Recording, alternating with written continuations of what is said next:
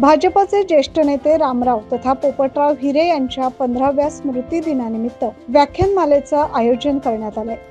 ग्रामोदय शिक्षण संस्थेच्या वतीनं गंगापूर रोडवरील रावसाहेब थोरात सभागृहात 12 जुलै ते 14 जुलै या 3 दिवसीय व्याख्यानमालेचं आयोजन या निमित्तानं करण्यात आलंय। शुक्रवारी या व्याख्यानमालेस प्रारंभ झाला। आज या व्याख्यानमालेचे दुसरे पुष्प प्रसिद्ध वक्ते विद्यावाचस्पती विवेक गळसासी यांनी गुंफले। कार्यक्रमाच्या सुरुवातीस प्रमुख मान्यवरांच्या हस्ते दीप प्रज्वलन करून रामराव तथा पोपटराव हिरे यांच्या प्रतिमेचं पूजन करण्यात आलं। यावेळी प्रमुख मान्यवरांचा सत्कार देखील संपन्न झाला।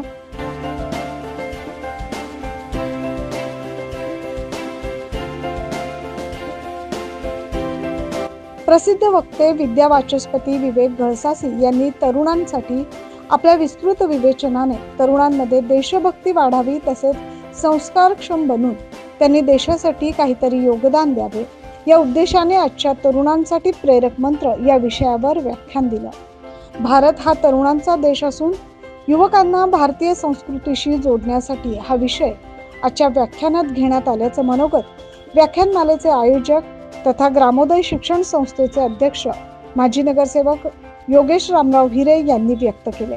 भारत देश हा सगळ्यात जास्त तरुण लोकसंख्या असलेला देश आहे असं जगामध्ये त्याचा लौकिक आहे आणि त्याचबरोबर तरुणांपुढे खूप मोठी आव्हानं देखील आज भारतीय तरुणांपुढे आहेत। औद्योगिक प्रगती वैज्ञानिक दृष्ट्या आपण खूप प्रगत झालो असलो तरी सुद्धा कुठेतरी आपल्या भारतीय संस्कृतीची नाळ तुटत चालली आहे की अशी भीती आपल्या सगळ्यांना वाटते। प्रबोधनात्मक अशी व्याख्यानमाला दरवर्षी आम्ही करत असतो। याचा उद्देश असा आहे की सामाजिक अभिसरण वैचारिक अभिसरण या ठिकाणी झालं पाहिजे आणि सकारात्मक ऊर्जा समाजामध्ये निर्माण झाली पाहिजे। जो संस्कृतीचा पदर कुठेतरी निसटू पाहतोय तो घट्ट धरून टाकण्याचं काम या संस्थेमार्फत आम्ही करतो आणि आम्हाला उत्तम असा प्रतिसाद दरवर्षी मिळत असतो। धार्मिक ग्रंथासोबतच राष्ट्रतेज जागवणाऱ्या ग्रंथांचेही पारायण झालं पाहिजे। भारत हा तरुणांचा देश असून तरुणांना योग्य दिशा देणे गरजेचं आहे असं प्रतिपादन विवेक गळसासी यांनी व्याख्यानाद्वारे केलंय। आपल्या मनातलं दैन्य बाजूला सारून जर उभी करायची असेल तर तिला इतिहासातल्या श्रेष्ठ अशा वीरांगनांचं चरित्र सांगितलं पाहिजे। तर केवळ श्रावणातल्या कहाण्यांची पुस्तकं किंवा अतिशय श्रद्धेने वाचत असलेली धार्मिक पुस्तकं यांच्या पारायणाबरोबरीनं राष्ट्रीय चेतना जागृत करणाऱ्या आणि त्यातही दायित्व येतं कारण ते धर्मकार्य चातुर्मासामध्ये भगिनी जास्त करतात। तरुणांची संख्या सर्वात जास्त असलेला देश कोणता असं जेव्हा जग विचार करायला लागतं तेव्हा हिंदुस्थानचं नाव येतं। युवा शक्तीला प्रेरित करण्यासाठी शिक्षण व्यवस्थेत आमूलाग्र बदल करणे गरजेचं आहे असं देखील पुढे ते म्हणाले। शिक्षणामध्ये अभ्यासक्रम आहे जोही शिकवला जातो याच्याविषयी मला विश्वास नाहीये किंवा जे शिक्षण क्षेत्रामध्ये शिकवलं बोललं लिहिलं ऐकलं वाचलं जाऊ नये अशा गोष्टींची चर्चा होते ज्यामुळे तरुण अधिक संभ्रमित व्हायला गेलेला आहे। आपण अजून नीट डोळे उघडलेले नाहीये पण हेतू पुरस्कार शिक्षण क्षेत्रामध्ये अगदी लहान वयापासून तरुणपणापर्यंतच्या युवक युवतींच्या मनामध्ये अनेक भेदांची विष बीज पेरण्याचं कारस्थान एका विशिष्ट पद्धतीनं विशिष्ट प्रकारचे लोक करत आहेत। भारतातील युवा शक्ती जगातील विविध क्षेत्रात जरी योगदान देत असली तरी मोठमोठे पॅकेज जरी मिळवत असेल तरी हे भौतिक यश असून ते खरे नाही। युवा शक्तीला योग्य मार्गावर आणणं गरजेचं आहे आणि ते पुढे म्हणाले की स्वामी विवेकानंद अरविंद घोष यांचं उदाहरण देऊन त्यांनी तरुणांना प्रेरित केलंय। आता ही यश म्हणजे तरी काय आहे तर तगडं पॅकेज त्यांना मिळते हे यश। आई बापाच्या दृष्टीने तर धन्य धन्य जिवंतपणे आपल्या अस्थि प्रयागात विसर्जित झाले की धन्य का तर मोठं पॅकेज मिळालं म्हणजे पैसा मिळतो आहे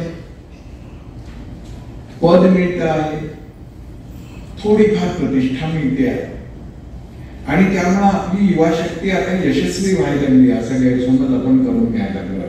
प्रायः हे यश भौतिक आहे, हे यश खरं नाही आहे. आणि जगातल्या एकूण अर्थकारणाचा विचार करता जी अनिश्चितता आहे त्या अनिश्चिततेच्या पार्श्वभूमीवर हे यश तर फसवा आहे. आम्हार जीवन आम्हार बानी विवेकानंद म्हणा, ठाकूरे म्हणा, आमचं जगणंच आमचं वचन आहे, आमचं संदेश आहे. भाषण झाल्यावर कागदावर तर संदेश निगर्वीपणे राहावे विवेक घडचं. श्री अरविंदांचं जगणं, तत्वज्ञान, बोलणं, बसणं, उठणं प्रेरक मंत्र आहे.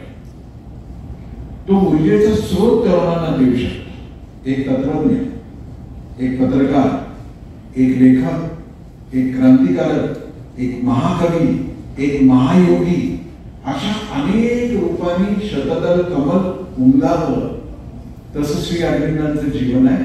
त्यांनी दिलेला एक प्रेरक मंत्र आज आपण पाहणार आहोत. या व्याख्यानमालेच्या निमित्तानं ज्ञानदानाचं एक चांगलं कार्य घडत असल्याचं प्रतिपादन विश्वास बँकेचे चेअरमन विश्वास ठाकूर यांनी केलंय. स्मृती दिनानिमित्त ही जी व्याख्यानमाला आयोजित केलेली आहे त्याचं हे 14वं वर्ष आहे आणि सातत्याने गेले 14वे वर्ष एक असं अतिशय उत्तम अशा ज्ञानदानाचा कार्यक्रम या माध्यमातून होतोय. मला वाटते फार मोठी गोष्ट आहे. मुन्ना हिरे हा माझा बॅचमेट आणि पोपटराव हिरे यांच्याशी आमचं जे ऋणानुबंध होतं ते वडिलांचं एक नातं होतं आणि इतक्या त्यांचं जे काम नाशिकमध्ये होतं ते फार मोठं काम असं होतं, सामाजिक काम मोठं होतं आणि त्यांच्या स्मृतीप्रित्यर्थ हा कार्यक्रम होतो आहे याचा एक मनस्वी आनंद आहे. व्याख्यानमालेचे आयोजन आमदार सीमा हिरे, माजी नगरसेवक योगेश हिरे, ग्रामोदय शिक्षण संस्थेचे सरचिटणीस कृष्णराव नेरे यांनी केलंय. ग्रामोदय शिक्षण संस्थेचे अध्यक्ष योगेश हिरे हे नेहमीच सामाजिक कार्यात अग्रेसर असतात. तसेच तरुण महिला, विद्यार्थी यासाठी प्रेरणादायी आणि सामाजिक सांस्कृतिक कार्यक्रमांचं आयोजन नेहमीच त्यांच्या वतीनं करण्यात येतं. या व्याख्यानमालेस प्रमुख पाहुणे म्हणून आमदार सत्यजित तांबे, विश्वास बँकेचे चेअरमन विश्वास ठाकूर, माजी नगरसेविका अलका हिरे, सुमुखी अथनी, यशवंत क्लासेसचे संचालक बालचंद्र पाटील यांच्यासह विविध क्षेत्रातील मान्यवर उपस्थित होते. 9 न्यूज महाराष्ट्रासाठी प्रतिनिधी योगेश सोनवणे.